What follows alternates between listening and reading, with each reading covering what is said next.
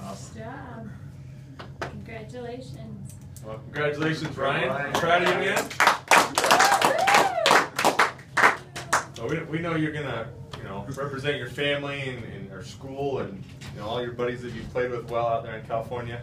But none of us know much about this place. So why did you pick it? What do you like about it? Well, I have to say what they were offering me, like school-wise, position-wise for football and everything, I just couldn't pass up.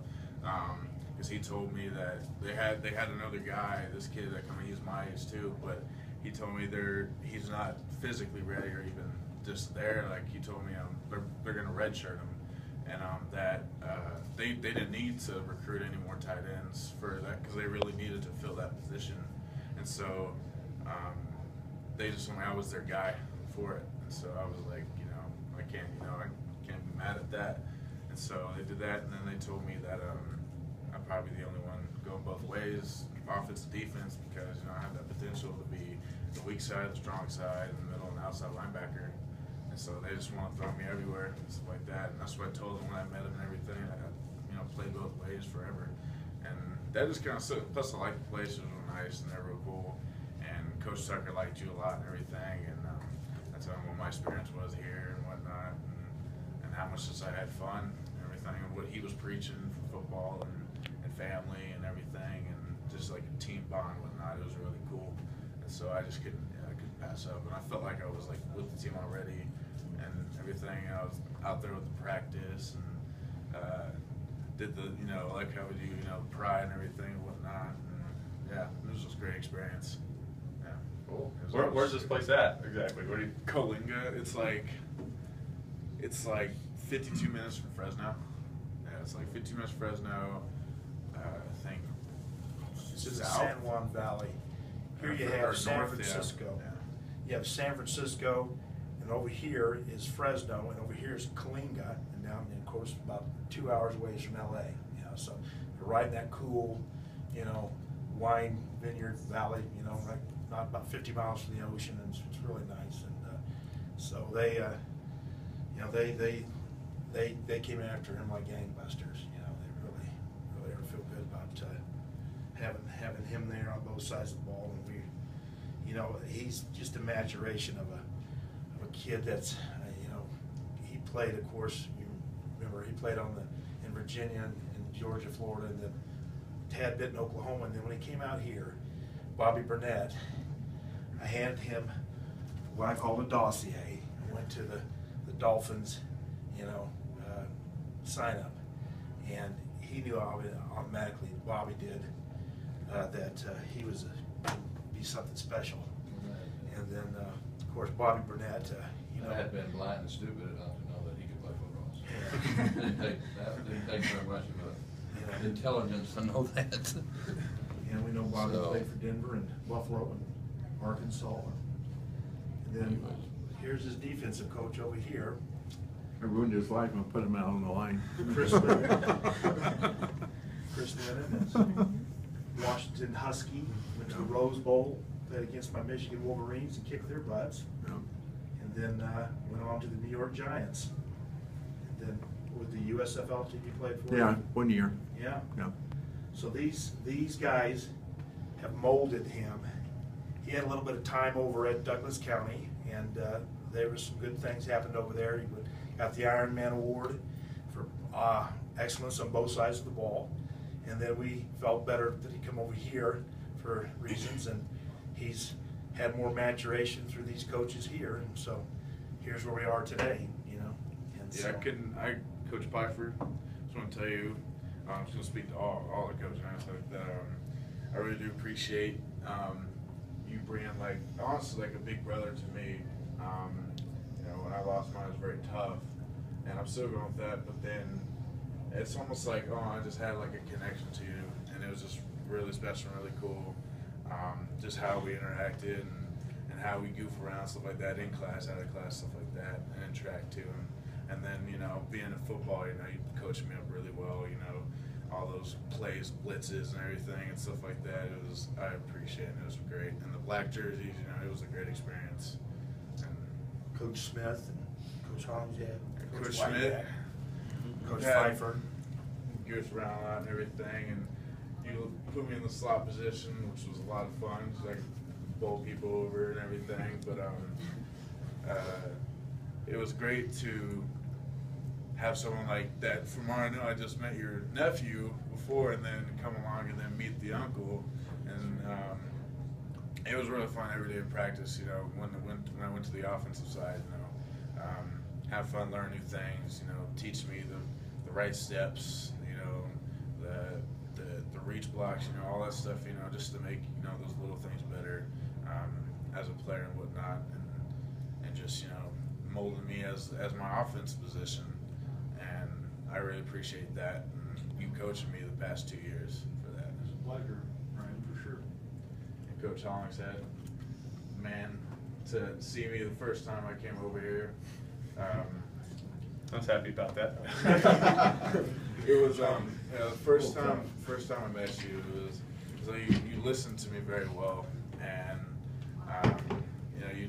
you just sat there and listened. That was one thing I appreciate, is that I was giving you all the information that I've done, and then you took away from that and then onto the field to make sure I was there, and that I knew that I had to get it done both here and out there, and also in the community. And you really showed me how to do that, and also how much you cared about your players a lot, and I needed that because I molded with my brothers better and everything, and actually got to be in and participate in things that I had really gone to over there at DC. And I look up to you a lot, everything as a man, a person, a coach, and so I really appreciate that. Well, it's been awesome, man. I'm glad to get to be part of this thing, and made a huge difference for us. So I'm excited for you. Thank you. Coach Whiteneck, tall guy. I didn't really know you at the start until I was maybe on mountain camp, and then came down. And I got be able to play more defense, because I was playing running back or doing like that, and then I got to play more. And then before even that, with the track situation of making sure I was going to do track and stuff like that, just when I came over here. Yeah. And so I appreciate that. And then also being my DN coach, you coached me up really well, because that was defense is when everybody's all about for the longest time when I was playing everything. But it was a lot of fun because I got to enjoy how much I could experience between the linebacker and the defensive end, going from there to there. And so I learned a lot from you, and probably more than at a level of discipline and anything, of making sure that I was being smart on the field and off the field too. Thanks for making the transition from linebacker to end. That was always an easy one for you to make. Did well at it. We appreciate it. Coach Chris, 2007 when I got here, I met your boy. We went to elementary school together. There was a whole lot I can say about how much you put me into this position that you played when I had no clue, going from DB and safety and all that, and going straight down. As much as you're like a father to me, of how much you've put, not just created almost like my ego for the position, but the fact is how much you taught me what it takes, what I should do playbook wise, workout wise, just to have that mental game to go into and be ready for. 80%. Yeah. And the fact that you've been with me all these years, you're one of the big reasons why I'm on defense. And so I appreciate that. I'll never forget that at all. And I like DN and linebacker, and You did well. but as much as I appreciate you football wise, as like a father to me, and as I'm a son to you, teaching me that, I really appreciate that. You watching over me and helping me get better and better all this way. Just remember, whoever tells you you can't do something, You show them you can. It's all in the mind. Actions speak louder Yep. than words. Bobby, day one, when I first popped on the field, you know, wearing my 81 jersey from Georgia, and boom, you know, right off the bat, I showed my talent and everything, and there Bobby was right there, right after the workout. And, you know, I think from that point when I was just getting out of Georgia, Bobby really knew how to create